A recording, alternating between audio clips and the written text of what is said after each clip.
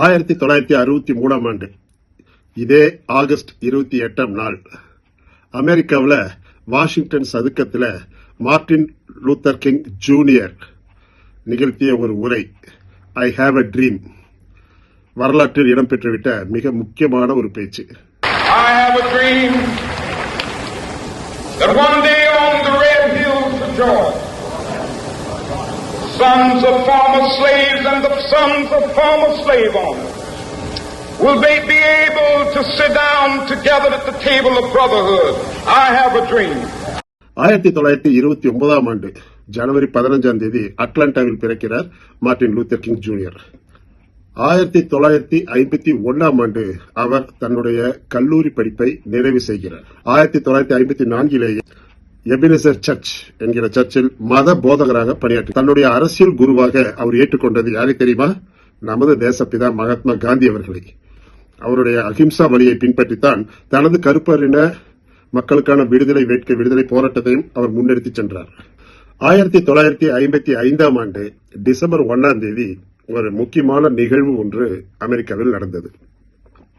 ரோசா park என்கிற ஒரு கருப்பர் இனத்த அமெரிக்க பெண்மணி பேருந்தில் பயணம் செய்து கொண்டிருக்கிறார். அப்போது ஏறிய சில வெள்ளைக்காரர்களுக்கு அமர இடமில்லாததால் அந்த பேருந்தின் டிரைவர் ரோசா பார்க்கை எழுந்திருக்க சொல்கிறார். ரோசா பார்க் மறுக்கிறார். உடனடியாக காவல்துறையினரிடம் அவரை ஒப்படைத்து ரோசா பார்க் கைது செய்யப்படுகிறார். இதுநாள் வரை அடக்குமுறையில் வாழ்ந்து கொண்டிருந்த மக்கள் இப்போது கொந்தளிக்க தொடங்குகின்றனர். மார்ட்டின் லூத்தர் கிங்கும் இந்த போராட்டத்தை கையில் எடுக்கிறார். மிகப்பெரிய போராட்டமாக இது வெடிக்கிறது. அதன் பிறகு அமெரிக்க சுப்ரீம் கோர்ட் இதில் தலையிட்டு அவர்களுக்கு கருப்பர் இன மக்களுக்கு பேருந்தில் இடம் ஒதுக்க வேண்டும் என்று சட்டமே இயற்றப்பட்டது.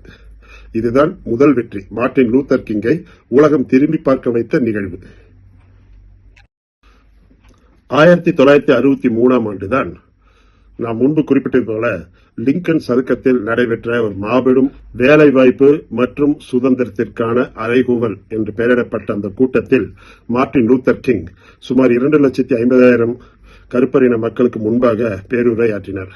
அதில்தான் அவர் ஐ ஹாவ் அ ட்ரீம் என்று ஆரம்பிக்கிறார். எனக்கு ஒரு கனவு உண்டு. ஒரு நாள் இந்த தேசத்தில் என்னுடைய 4 பிள்ளைகளும் அவர்களுடைய தோல் நிறத்தின் அடிப்படையில் அல்லாமல் அவர்களுடைய குணத்தின் அடிப்படையில் மதிப்பிடப்பட வேண்டும். என்றாவது ஒரு நாள் வெள்ளையர் இன சிறுவர்களும் கருப்பர் இன குழந்தைகளும் கையோடு கைகோத்து நடக்க வேண்டும். அமெரிக்காவில் இருக்கும் மெம்பிஸ் நகரத்தில் 1968 ஏப்ரல் 4 அங்கு ஒரு போராட்டத்தில் கலந்து கொள்ள மார்ட்டின் லூத்தர் கிங் சென்றிருந்தார். அப்போது அவர் தங்கியிருந்த ஓட்டல் அருகே வந்த ஒரு வெள்ளைக்கார இளைஞன் அவரை சுட்டுக் கொன்றான். எப்படி காந்தி அகிம்சை வழியில் போராடி கடைசியில் துப்பாக்கி குண்டுகளை பரிசாக பெற்றாரோ அதே போலதான் மார்ட்டின் லூத்தர் கிங்குக்கும் துப்பாக்கி குண்டுகளே பரிசாக கிடைத்தது. மார்ட்டின் லூத்தர் கிங் இறக்கும்போது அவருக்கு வயது 39.